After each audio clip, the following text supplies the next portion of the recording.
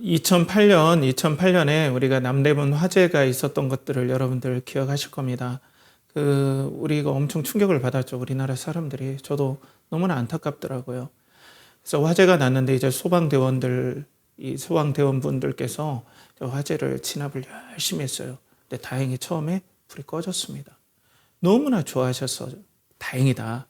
이거 타면 어떻게 했겠냐 하고 안심하는데 갑자기 다시 불길이 일어나는 겁니다. 소방대원들께서 너무 당황하신 거예요. 이게 뭐지? 분명 불을 껐는데 불이 다시 일어나기 시작하는 거예요. 그래서 불을 또 연신 물을 끼얹으면서 했는데 이제는 불길이 잡히지 않았습니다.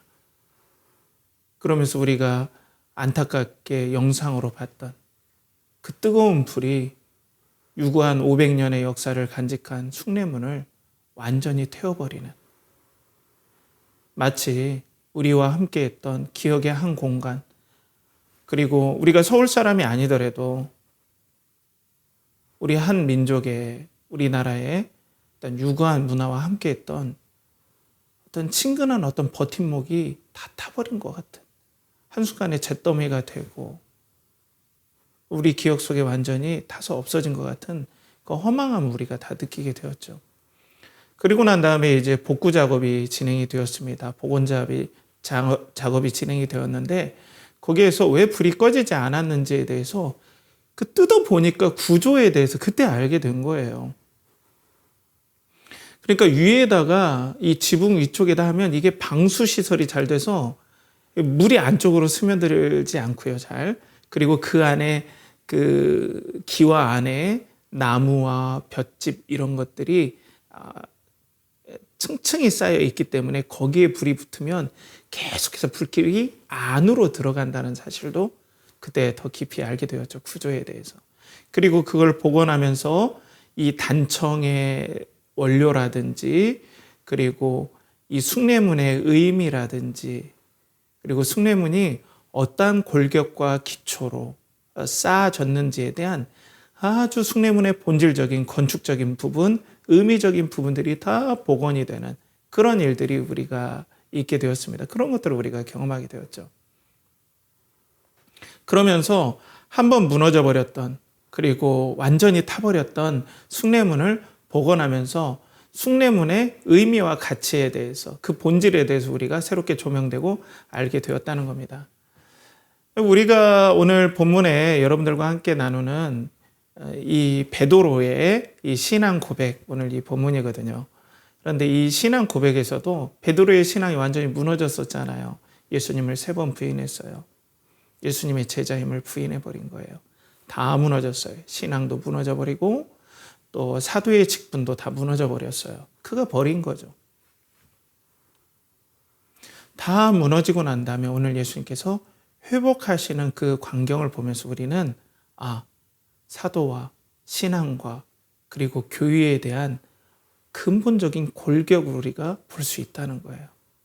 그렇기 때문에 특별히 이 교회를 구성하고 있는 목사와 성도의 이 관계와 본질에 대해서 오늘 이 베드로가 다시 한번 신앙을 회복하는 이 절차, 예수님과 신앙을 회복하는 이 절차를 통해서 우리가 볼 수 있어요. 특별히 우리 교회는 개척교회로서 온라인 교회죠. 그리고 성도님들도 몇 분 계시지 않습니다. 그리고 건물도 없어요. 그리고 어떻게 보면 우리는 맨바닥에서부터 시작했기 때문에 교회의 예민한 기초, 아주 낡으신 교회 위에서 어떻게 보면 세워졌다고 봐도 돼요. 그렇기 때문에 오늘 이 목사와 성도의 관계, 교회의 이 정의, 본질에 대해서 오늘 이 베드로의 이 고백들을 통해서 우리가 볼 때 하나님께서 귀한 은혜를 주실 줄 믿습니다. 특별히 오늘도 따박따박 말씀을 가지고 여러분들과 나눠갈 거예요. 조금 지루할 수도 있고 딱딱할 수도 있습니다. 그렇지만 이 시간 말씀해 주시고 또 여러분들 가운데 역사하시는 성령의 역사가 여러분들의 집중력을 주시길 간절히 축복합니다.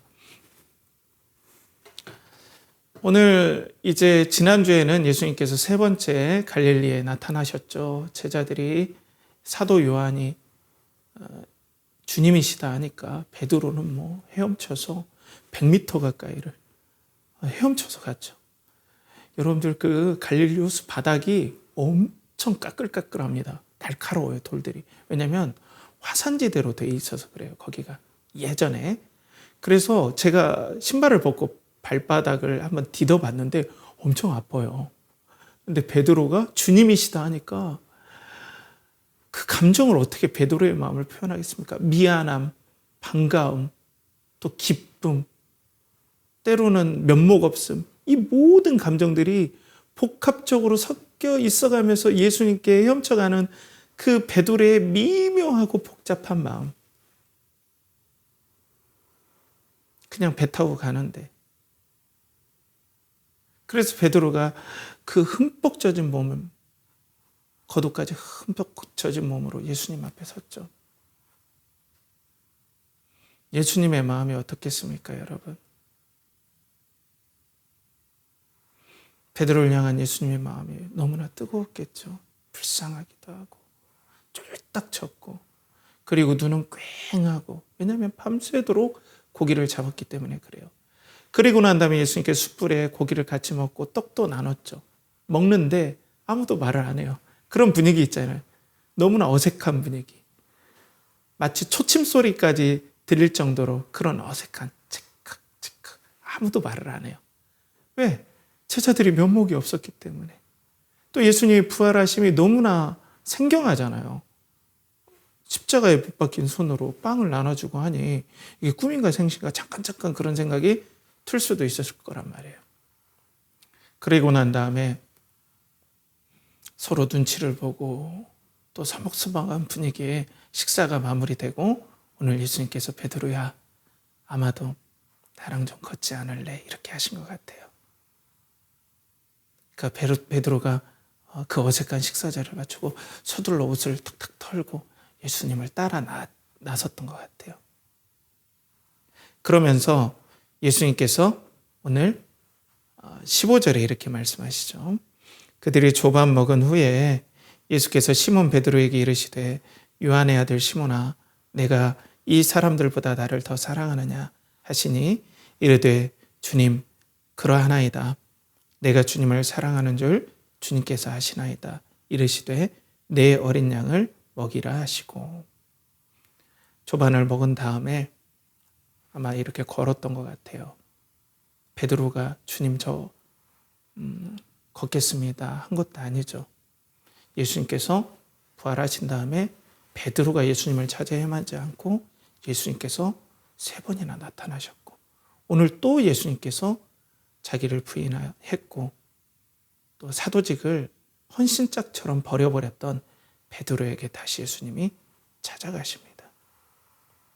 복원하시는 이 과정에서 여러분 보십시오.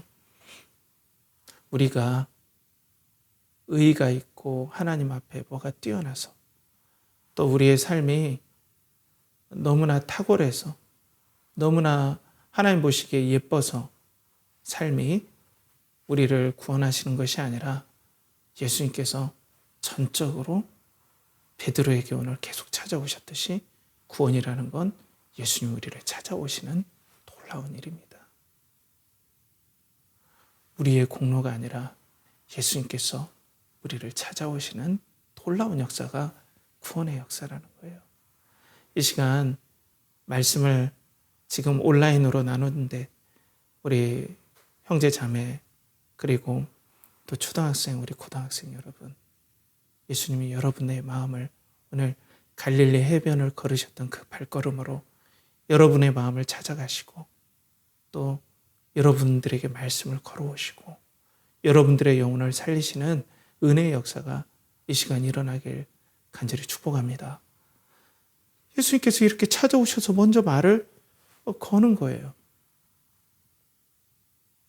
얼마나 베드로가 무안했겠습니까? 그런데 오늘 예수님께서 베드로에게 어떤 말씀을 하시냐? 시몬 베드로에게 베드로야 라고 하지 않고 요한의 아들 시몬아 라고 해요. 완전히 무너진 그 바닥부터 출발하는 거예요. 요한복음 1장 42절에 데리고 예수께로 오니 예수께서 가라사대 요한의 아들 시몬아 너희 이름을 장차 개발하리라. 부르실 때 요한의 아들 시몬아라고 부르거든요. 그러니까 처음 부르심의 출발상에서 그를 다루시고 시작하신다는 거예요. 그러니까 우리가 이 광경에서 예민하게 좀 주의 깊게 봐야 된다는 거예요. 이 새롭게 복원하는 이곳에서 신앙의 본질과 교회의 본질과 예수님과의 관계에 기초가 나온다는 거예요. 기초가 이렇게 중요하잖아요. 그러니까 우리가 여기에서 주의 깊게 봐야 된다는 거예요. 요한의 아들 시몬아. 근데 뭐라고 합니까? 내가 나를 사랑하느냐. 내가 나를 사랑하느냐.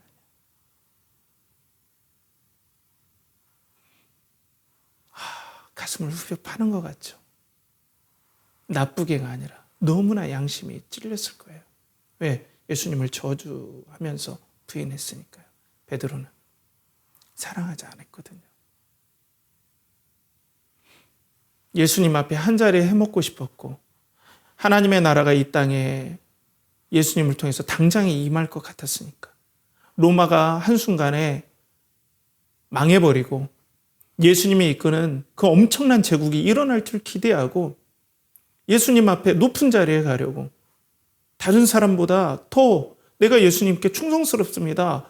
다른 사람들은 다 부인할지 몰라도 저는 예수님 부인하지 않겠습니다. 이렇게 예수님 앞에 자기의 충성을 과시했고 이런 베드로인데 오늘 예수님을 3번씩이나 부인했잖아요. 완전히 부인했다는 소리거든요. 그런데 네가 나를 사랑하느냐라고 말씀하시는 거예요. 그런데 사랑하는 성도 여러분, 사실상은 하나님을 모르는 이 죄인들이라고 하죠.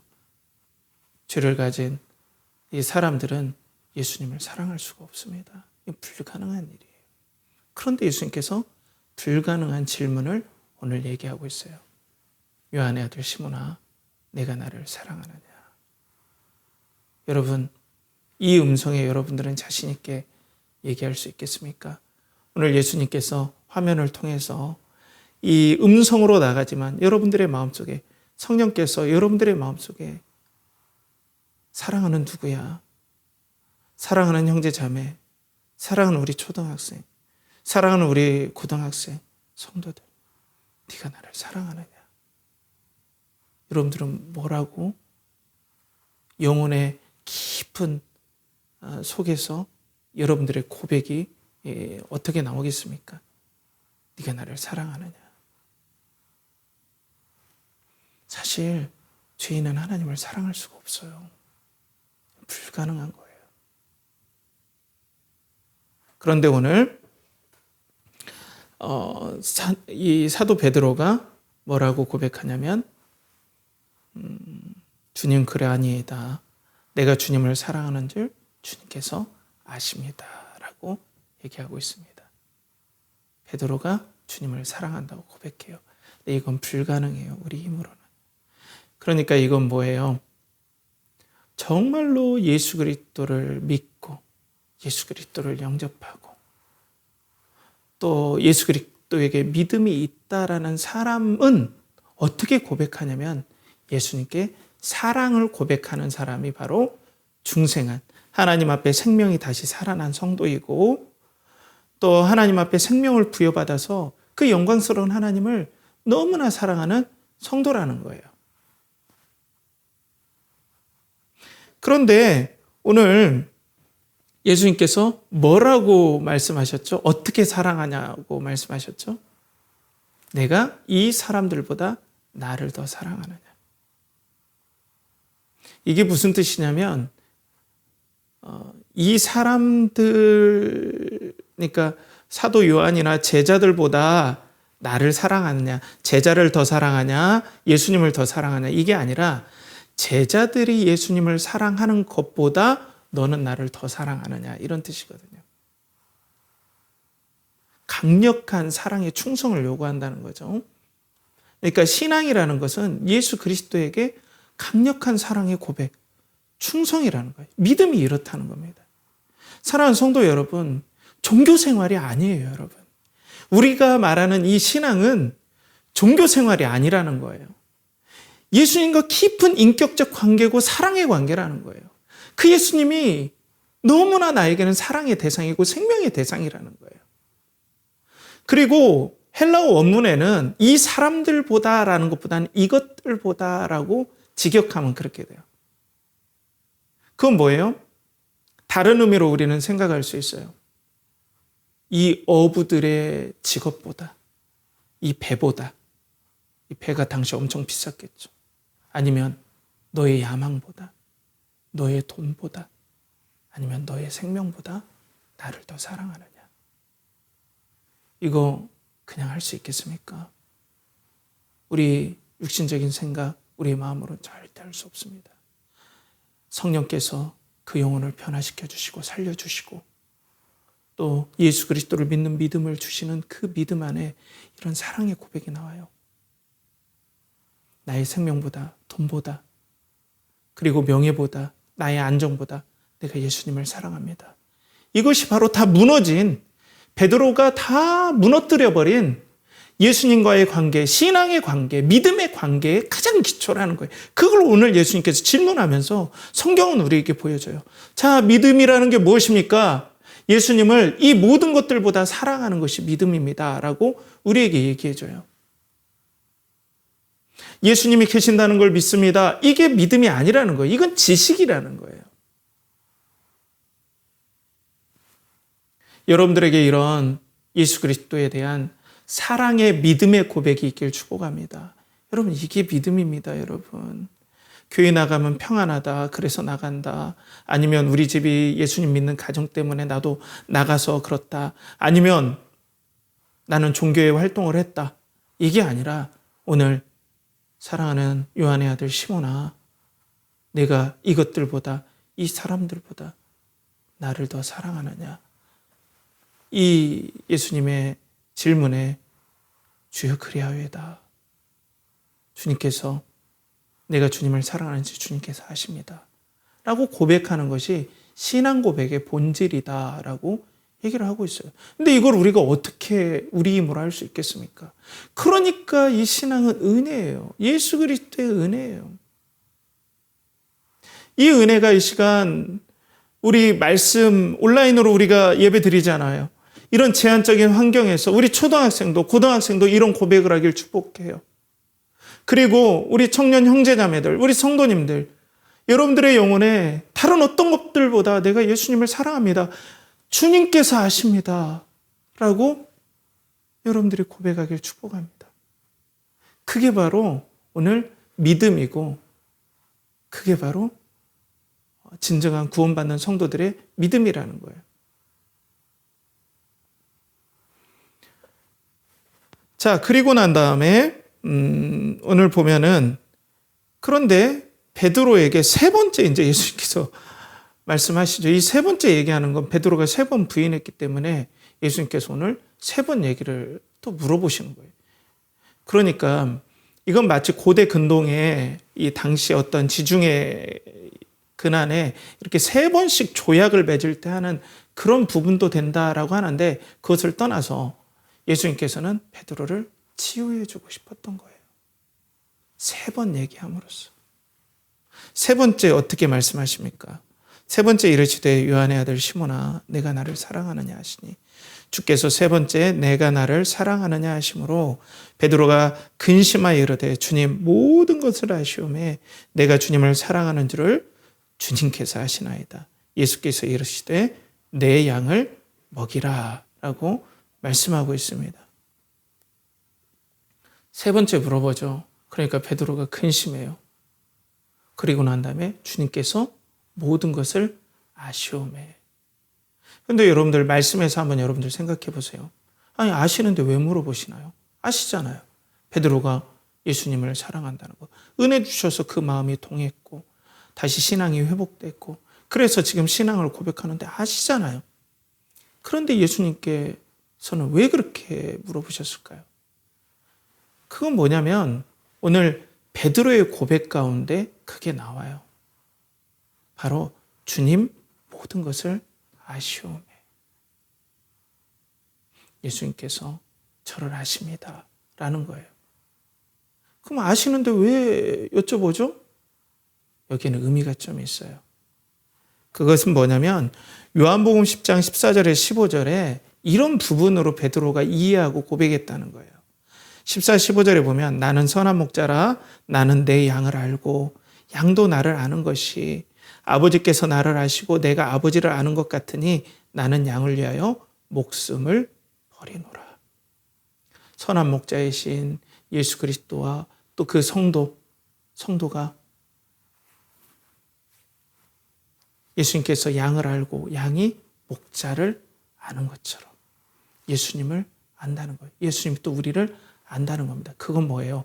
이 안다라는 건 지식의 안보다는 인격적으로 깊은 교제와 그리고 사랑의 관계로서 서로 경험한 알미예요. 그러니까 주님께서 나를 아시오니라는 건 주님께서 나의 모든 것들을 아는 것뿐 아니라 나를 사랑하고 내가 어떤 생각을 가지고 나의 인생이 어떠한 이제는 목표로 변했는지 내 인생이 이전엔 다 신앙이 무너졌지만 내가 어떻게 주님을 사랑하시는지 주님께서 나와 감정을 교감하시고 마음을 교감하시고 삶을 교감하십니다. 그 인격적인 교제가 저와 있지 않습니까? 저는 주님의 양입니다. 그리고 주님은 나의 목자이십니다라는 고백이에요. 주님은 나의 목자이십니다. 나는 주님의 양입니다. 주님을 끝까지 따라가겠습니다.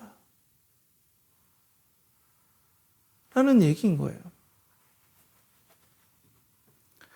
그러니까 예수님께서 이 믿음의 고백 안에 뭘 다시 회복시켜 주십니까? 사도직을 회복시켜 주십니다. 그래서 예수님께서 내 양을 치라, 먹이라 하고 있어요.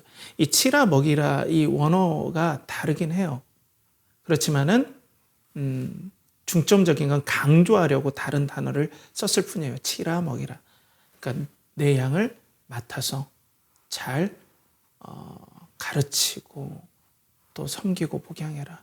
내가 앞으로 너에게 맡길 성도들이 있다. 그들을 잘 섬기라. 라고 오늘 예수님께서 사명을 회복시켜 주시죠.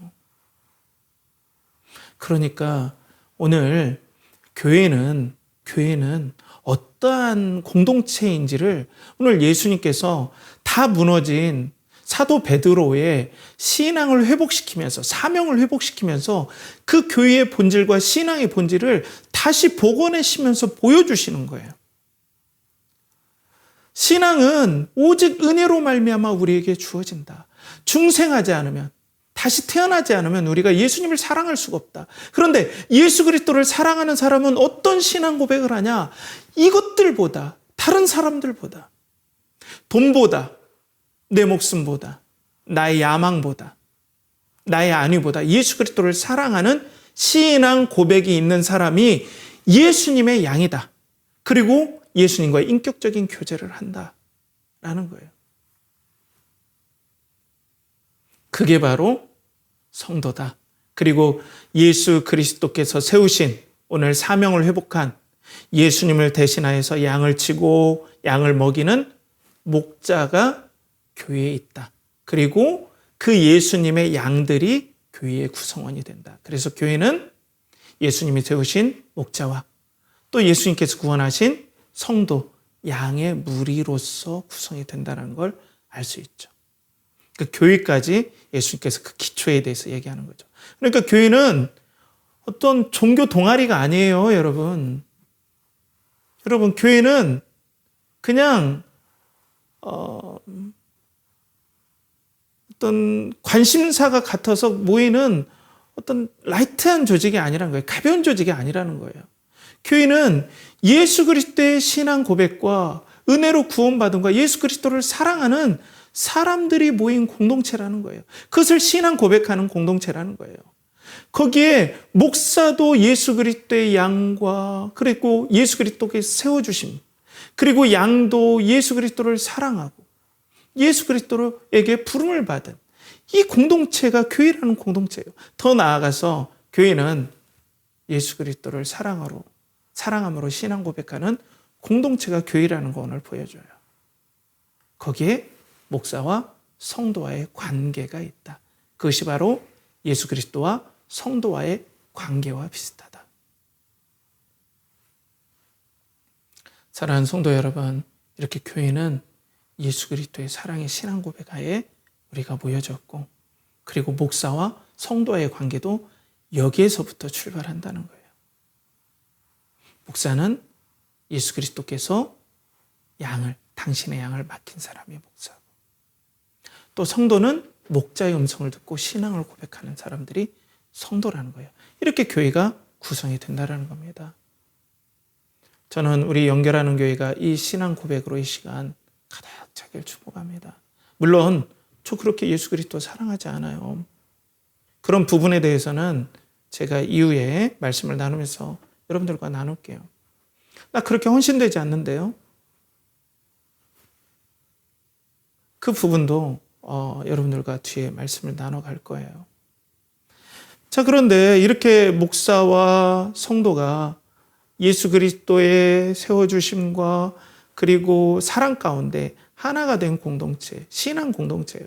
그래서 성도님들은 목사를 예수님께서 목자로 세우신, 맡겨주신, 그렇게 세워주신 리더라고 믿고 그 목사를 따라가는 것이고, 또 목사는 예수 그리스도께서 맡겨주신 양이기 때문에 예수님께서 양을 위해 생명을 바치듯이 목사도 성도를 위해서 생명을 바쳐야 되겠죠. 목사가 죽으려고 해야 되겠죠. 살려고 하지 않고. 자, 이게 이제 교회의 아름다운 모습이라는 거예요. 목사와 성도와의 관계예요. 그런데 여러분 보십시오.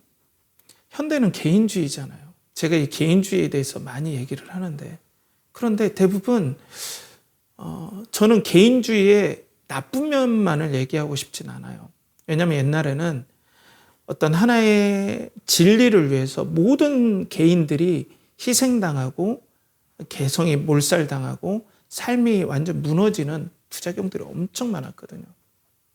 그러니까 뭐 개인주의는 다 나쁘다, 이건 너무나 가혹하죠. 그렇지만 분명한 건 우리가 개인주의의 지금 폐해를 경험하고 있는 건 사실이에요. 옛날에는 하나의 진리, 예수 그리스도의 부르심 안에 내 인생이 예수 그리스도 안에서 발견되기를 원하고 내 인생이 예수 그리스도를 따라가기를 원하는 거예요. 그리스도 안에서 나를 발견되기를 원하는데 요즘은 그게 바뀌어버렸어요. 내 인생에 예수님께서 서포트해 주기를 원하는 걸로 바뀌어버렸다는 거예요. 교회도 나의 행복에 서포트를 해줘야 되는 거예요. 내가 예수님의 부르심을 받고 예수님을 사랑하는 신앙 고백으로 내가 교회 공동체를 이루는, 예수님 다른 어떤 것보다 내가 예수님을 사랑합니다, 그 예수님 때문에 제가 존재합니다, 이게 아니라 지금은 어때요? 교회에 나오는 이유가 나라는 존재가 이 땅에서 드러나야 되는데, 그리고 안전해져야 되는데, 그게 예수님도 서포트를 해주고 교회도 서포트를 해줘야 된다는 이런 식으로 바뀌어버렸다는 거예요. 물론 내 개인이 살아야 되죠, 여러분. 그런데 성경은 뭐라고 해요? 진정 우리가 살 수 있는 것은 바로 내가 나를 위해서 사는 것이 아니라 나를 부르신 예수 그리스도를 진심으로 사랑할 때 우리가 진정한 생명의 길, 진리의 길을 갈 수 있다라고 얘기를 하는 거예요. 그런데 지금 바뀌어버렸죠. 그러니까 교회도 대부분 이런 흐름이잖아요, 세상이. 그러니까 교회는 계속해서 예수 그리스도의 신앙 고백과 예수 그리스도께서 복원하신, 그러니까 사도 베드로와 얘기하셨던 나를 생명처럼 사랑하는 성도들이 교회 구성을 이루는 거야, 이런 신앙 고백이야가 아니라 거꾸로 예수님께서 여러분들에게 거꾸로 신앙 고백하듯이 돼버리는 거예요. 내가 너를 이렇게 사랑한다, 나는 너를 위해 존재한다, 이런 식으로 돼버린 거예요, 교회가. 그러니까 교회가 모든 것들이 예수 중심이 아니라 사람 중심이 되어 간다는 거죠. 그런데 진정 우리가 사는 길이 무엇입니까? 바로 예수 그리스도 안에서 또 교회 안에서 우리를 발견할 때 우리가 사는 거예요. 이게 사는 길이라는 걸 오늘 네가 다른 사람들보다 다른 것들보다 나를 더 사랑하느냐라고 얘기를 한다는 거죠. 대한민국 1% 특별한 리더라는 책에서 조성희 씨가 이렇게 기록한 책에서 이런 부분들이 나와요. 남아프리카 줄로족의 그런 인사에 대해서 나옵니다. 그게 뭐냐면 이렇게 나와요. 우분투는 남아프리카 줄로족의 인사말인데 그 뜻은 내가 있기에 내가 있다 이다. 줄로족은 만날 때마다 서로를 향해 우분투라고 인사를 한다. 당신이 있기에 내가 있습니다. 사랑하는 성도 여러분, 그렇기 때문에 현재 우리는 개인주의화된 포스트 모던의 시대에 살잖아요. 저는 이 흐름 자체를 너무나 정죄하긴 싫어요. 근데 이렇게 해보는 게 어떨까요? 건강한 은혜의 개인주의. 건강하고 은혜의 개인주의. 건강한 은혜의 개인주의라고 좀 해보면 어떨까요? 그게 뭐냐면 예수님이 있기에 제가 있습니다. 거룩한 우분투를 우리가 외쳐야 된다는 거죠. 나만 있습니다. 나에게 이거 해주세요. 내가 행복해야 돼요. 이게 아니라 예수님, 진정한 행복과 만족은 예수님이 계시기에 제가 있는 것입니다. 교회가 있기에 제가 있는 것입니다. 이런 건강한 신앙 고백, 건강한 개인주의가 있어야 된다는 거죠. 은혜의 개인주의가 있어야 된다는 거죠. 근데 우리는 어때요? 세상의 의뢰과 똑같은 것을 교회에 적용시켜 버린다는 거죠. 그러면은 교회는 본질부터가 흐려지게 돼 있어요. 사랑하는 성도 여러분, 여러분들의 영혼에 예수님의 어떤 신앙 고백에 도전해서 주여, 내가 주님을 사랑하는 줄 주님께서 아십니다. 라는 고백이 이 시간 여러분들의 영혼 가운데 성령의 깊은 감동으로 부어지길 축복합니다. 그럴 때 내가 살아요, 여러분. 그게 진짜 사는 길입니다. 예수님 그걸 말씀해줘요. 베드로는 자기가 살기 위해서 예수님을 부인했어요. 자기가 죽어버렸어요. 그런데 다시 한번 이것들을 복원시키고 예수님께서 회복시켜 주신다는 거예요. 나를 사랑해야, 나를 진심으로 사랑하고 따라와야 베드로야 네가 산단다. 이게 진리란다. 그래야 네가 사는 거야 라고 얘기를 해준다는 거죠. 그리고 목사와 성도와의 관계에서 교회가 목사의 성도와의 좋은 관계를 이루면 너무나 좋은데 성도님들 같은 경우에는 목사에 대한 상처가 있어요. 저 목사가 나를 정말 잘 인도할까? 저 목사 편하지 않을까? 왜냐하면 처음에 목사님들이 어려울 때는 개척하면 다 잘해요. 주님을 위해 살겠다고 하죠.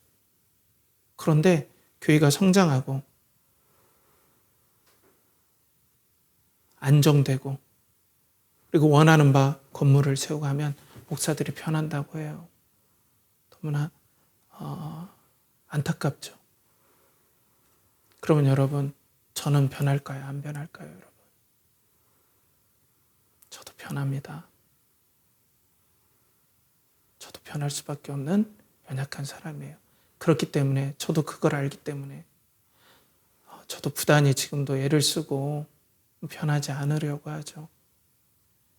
우리 형제 자매들에게 또 다른 교제하는 성도님들에게 그런 고백도 할 때가 있어요. 저는 여러분들을 딛고 뭘 이루려고 하는 마음이 없습니다. 여러분 그걸 위해서 저를 기도해 주십시오. 저는 성장의 목적이 아니에요. 그리스도를 여러분들이 사랑하는 고백, 그리스도를 동경하고 사랑하도록 도와주는 데 목적이 있죠. 그런데 성도님들도 열심히 목사님과 함께 팀워크해서 목사님과 함께 가다가 상처를 입어요. 목사가 연약함이 있어요. 저도 너무나 연약해요. 저도 너무나 연약한 점에 가시가 많아요. 가까이 오면 찔릴 수밖에 없어요. 그걸 여러분들에게 포장했을 뿐이에요. 우리 가족들은 제가 얼마나 부족한지 잘 알 거예요. 그 때문에 이런 걸 경험하면 예수님께서 맡겨주신, 위탁해주신, 세워주신 목사와 또 양과의 관계, 성도와의 관계가 친밀해지지 않고 약간 거리를 두게 돼요. 아니면 많이 거리를 두고 그냥 어느 정도 적당하게. 그러면 목사를 신뢰하고 인생의 삶과 영혼들을 따라가고 의탁하지 않고 계속 양은 겉돌게 돼 있어요. 또 거꾸로 목사님들은 성도님들에게 상처가 있어요. 이게 참 안타깝습니다. 열심히 헌신하고 자신의 피를 쏟으면서 그렇게 섬겨줬는데 옆에 좋은 교회, 큰 교회 있으면 그냥 가버리는 경우가 많다고 하면서, 그러면 목사 마음에는 그런 생각이 들지 말아야겠지만 인간적으로는 사랑해도 소용없네. 어차피 배신할 거니까. 이런 마음이 목사들에게도 들 수 있다는 거죠. 이렇게 되지 말아야 되지만. 때문에 목사들도 사랑하기가 멈칫멈칫거리는 거예요. 어차피 사랑해도 또 배신할 텐데. 그러니까 우리가 일반 교회적인 상황에서 우리가 살다 보면 이런 상처 때문에 성도님들은 목사를 전적으로 신뢰하고 갈 수가 없어요. 이 목사가 또 변질되니까. 그럼 내 인생은 어떻게 되더라고. 지금까지 주님 따라온다고 따르는데 이 상처를 어떻게 감당할 거냐고. 목사는 피를 쏟듯이 헌신하고 사랑했는데 성도님들이 또 이렇게 되면 어떻게 하나. 그러니까 사랑하지 못하는 거예요. 그러니까 형식적인 관계가 되는 거예요. 예수님께서 맺어주신 목자와 양의 관계가 아니라 형식적인 관계. 그냥 나이스한 관계로 그냥 대부분 끝나니까 영적인 지도도 못 받고 그리고 믿음의 권면도 못 하는 거죠. 떠날까 봐.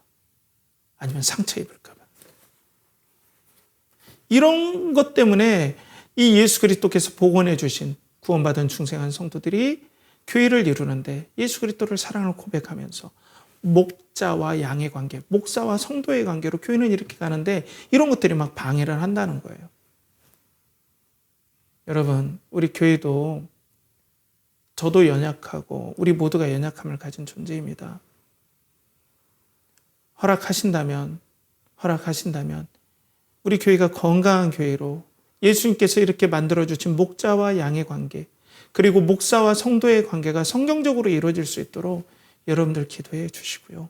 저 또한 수시로 모든 사람은 변할 수밖에 없지만 저 또한 하나님 앞에서 변하지 않기 위해서, 그리고 여러분들을 목적으로 삼지 않고 오직 여러분들이 예수 그리스도를 사랑하고 그리고 동경할 수 있도록 돕는 데 일평생 목적을 가지고 건물을 세우고 우리가 이것들을 확장하는 데 목적이 아니라 예수 그리스도를 여러분들이 사랑할 수 있도록 돕는 목자가 될 수 있도록 여러분도 기도해 주시기 간절히 부탁드립니다. 자, 그런데 오늘 예수님께서 이제 내 양을 치라, 내 양을 먹이라, 내 어린 양을 치라 이렇게 얘기하죠. 그리고 난 다음에 베드로에게 이 말씀을 합니다. 자, 오늘 18, 19절에 보면 내가 진실로 내게 이르노니 내가 젊어서는 스스로 띠띠고 원하는 곳으로 다녔거니와 늙어서는 내 팔을 벌리리니 남이 내게 띠띠우고 원하지 아니한 곳으로 데려가리라. 이 말씀을 하시면 베드로가 어떠한 죽음으로 하나님께 영광을 돌릴 것을 가리키심이러라. 이 말씀을 하시고 베드로에게 이르시되 나를 따르라 하시니.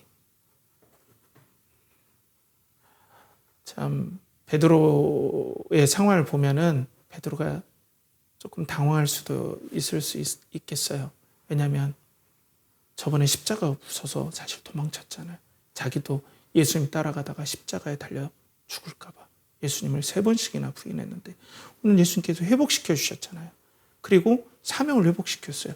내가 내 어린 양들을 먹이라, 내 양을 치라, 내 양을 먹이라. 이렇게 사명도 다 회복시켜 주셨어요.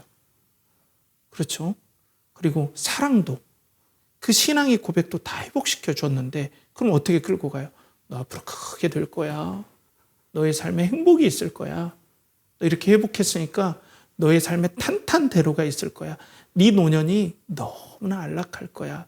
가 아니라 그렇게 피하고 그렇게 외면하고 싶었던 십자가를 오늘 말씀하시는 거예요. 젊어서는 네가 원하는 대로 띠를 띠고 원하는 곳으로 갔다. 그렇지만 늙어서는 내 팔을 벌린다라는 이 관용구가 팔을 벌린다는 것이 십자가에 달린다는 뜻입니다. 예수님을 따라가서 행복하기로 원했는데 내 노년이 예수님처럼 십자가에 죽을 거라고 예수님은 말씀하시는 거예요. 그리고 난 다음에 뭐라고 하십니까? 나를 따르라. 베드로야, 이름에도 나에게 신앙 고백을 하고 그리고 나를 사랑한다고 하겠니? 정말 그 신앙 고백이 진짜라면 나를 따르라 라고 말씀하시는 거예요. 그런데 어떻게 했습니까? 베드로가 예수님을 따라갔어요. 그리고 지금 이 요한복음을 기록한 시점은 베드로가 순교한 시점입니다.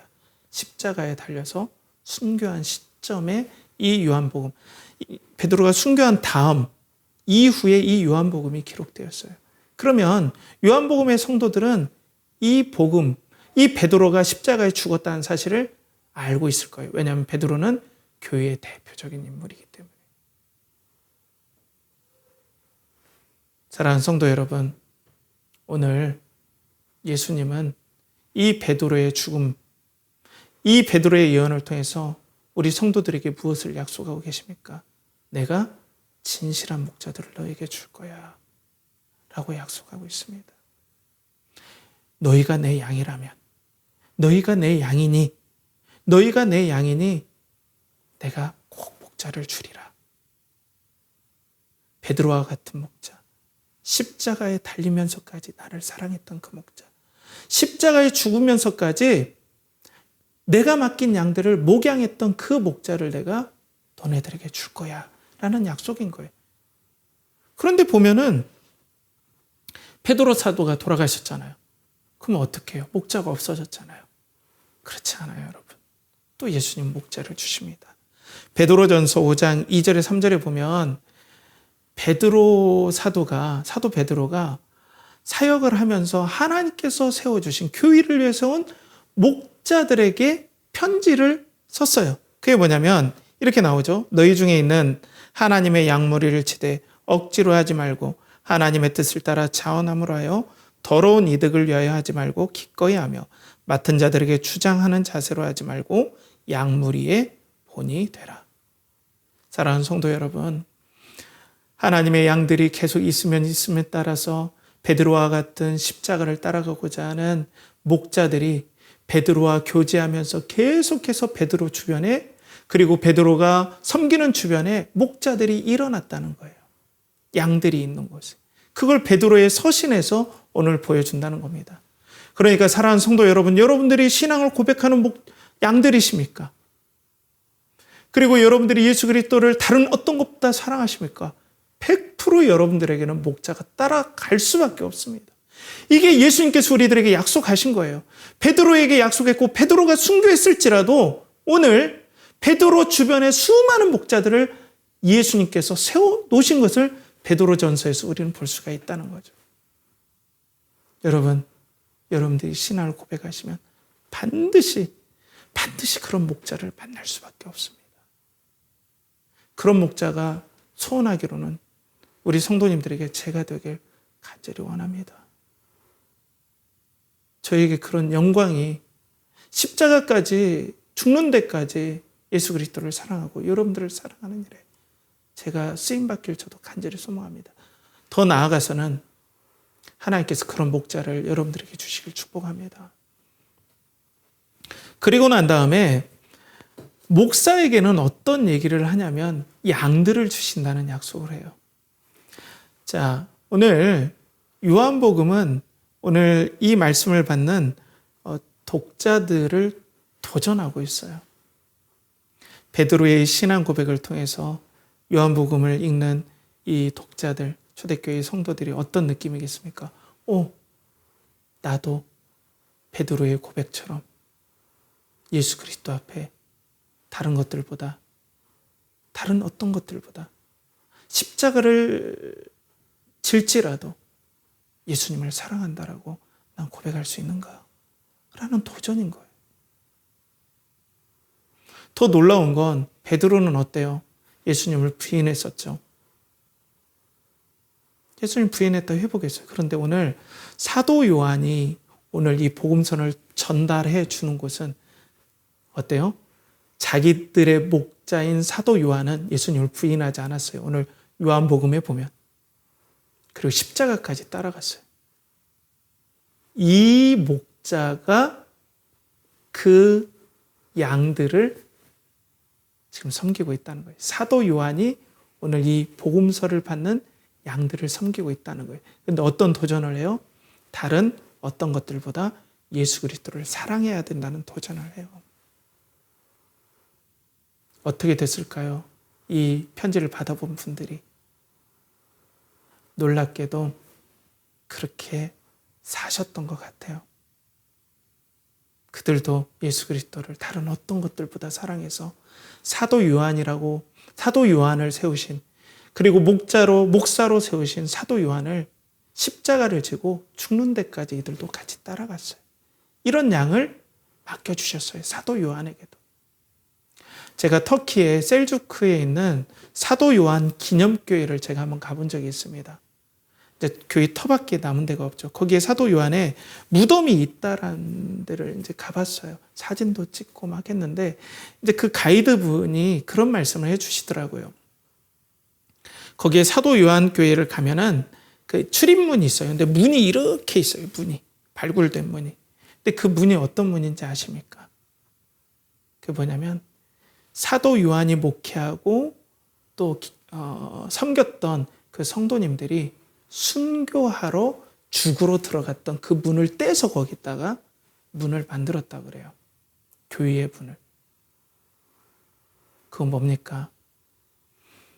사도 요한이라는 목자에 예수님께서 죽기까지 다른 어떤 것보다 예수님을 사랑한 양들을 맡겼다는 증거가 되죠. 그렇다면 사랑하는 성도 여러분, 우리는 뭘 알 수 있을까요? 오늘 말씀을 통해서. 정말로 모든 교회의 주인은 예수 그리스도다. 목자를 주시는 분도 예수 그리스도시고 양들을 주시는 분도 우리 주 예수 그리스도라는 거예요. 때문에 우리 주 예수 그리스도가 여기 가운데 계시고 우리가 그 예수님을 사랑한다면 우리는 예수님께서 만나게 해주신 목사와 양, 목사와 성도의 관계가 된다는 거예요. 예수님께서 우리를 만나게 해주셨습니다. 여러분, 예수님께서 여러분을 저와 만나게 해주셨어요. 그렇다면 오늘 예수님께서 베드로에게 내 양을 먹이라 치라 했듯이 예수님께서도 양을 저에게 당신의 사랑하는 양, 생명을 다해 사랑하는 양을 저에게 맡겨주셨다고 저는 믿고 있어요. 그러면 저는 여러분들 앞에 다시 한번 다짐해 봅니다. 목사가 설교단에서 다짐해 보는 거죠. 하나님 앞에 다짐하는 거죠. 저는 여러분들을 가지고 사역의 어떤 재료로 삼지 않길 다시 한번 다짐합니다. 표현이 거칠지만 여러분들을 통해서 이 교회가 성장해서 건물을 세우고 또 뭐 건물로 가고 교세가 커져서 뭐 어떤 비전을 이루고 센터를 만들고 이런 걸 하지 않기를 저는 다짐해 봅니다. 여러분들 기도해 주세요. 그리고 여러분들의 마음이 아플지라도 혹 여러분들이 때로는 마음이 어려울지라도 그리스도를 여러분들이 사랑하는데 도움이 된다면 저에게 제가 손해보는 일이 있더라도 진실되게 여러분들에게 권면드리는 일을 멈추지 않겠습니다. 그래서 우리 존귀하신 예수 그리스도께서 저를 세우시고 귀한 양을 맡겼기에 저도 사명감을 가지고 여러분들을 위해서 더욱더 기도하고 그리스도를 사랑하고 그리고 여러분들을 이용해 먹지 않고 어떤 부당한 이익들, 여러분들을 통해서 나의 어떤 것들, 사리를 취하는 것들을 목표로 하지 않고 여기서 사역이 멈출지언정, 제가 목사의 직을 여기서 멈출지언정 이렇게 하지 않길 다시 한번 다짐합니다. 여러분들 저를 위해서 기도해 주십시오. 그리고 여러분들을 위해서 제가 권면드립니다.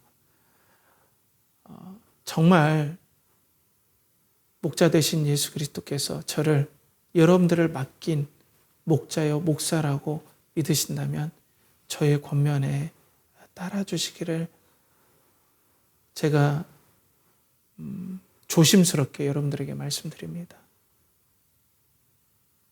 제가 여러 가지 권면 드릴 게 있는데 저도 때로는 인간적인 마음이 약해서 이렇게 멈칫멈칫 할 때도 있어요. 근데 다시 한번 저도 한번 마음을 다짐해 봅니다.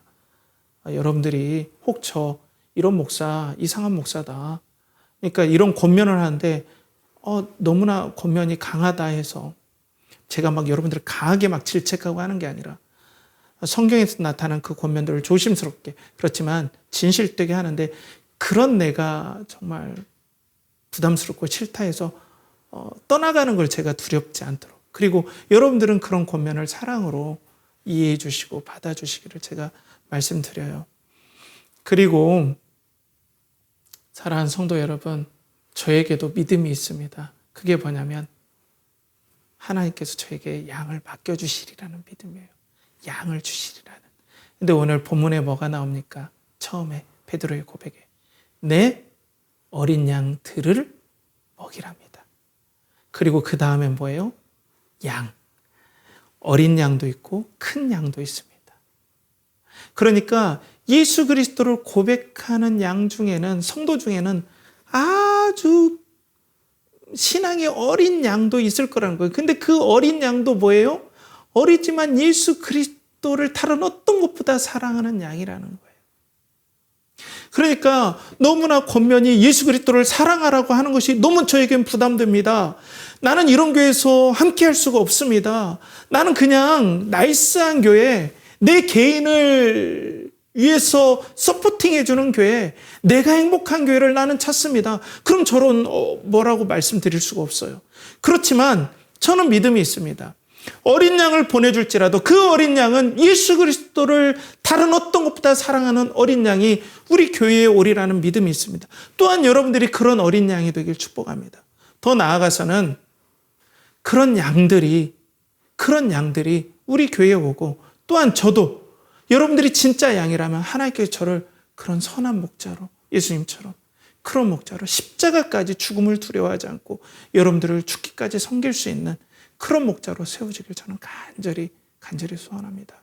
이런 예수 그리스도가 중심이 되어서 목사와 양의 관계, 목사와 성도의 관계가 아름답게 이루어지는, 요한복음에서 말하는 그런 목사와 성도의 관계가 이루어지는 우리 연결하는 교회가 되길 이 시간 간절히 축복합니다. 함께 기도하겠습니다. 하나님 아버지, 오늘도 예수님께서 목자를 보내주시고 또 양을 보내주셔서 교회를 이루어주시는 걸 우리가 보게 되었습니다.